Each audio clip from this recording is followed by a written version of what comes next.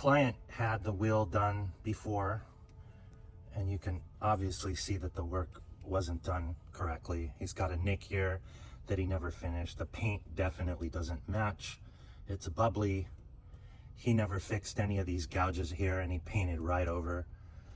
I mean, this is literally a guy who learned on YouTube, and trying to come out here and do this as a business is just not going to happen. This is the kind of stuff that makes our work shine.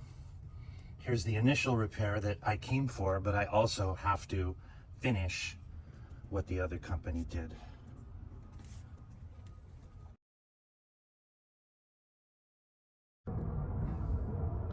Look at all that. He didn't even mask it.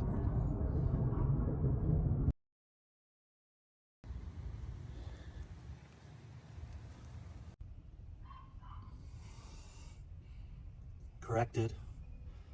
All done, right color, straight lines. So Steven, what do you think of Curbrashed work?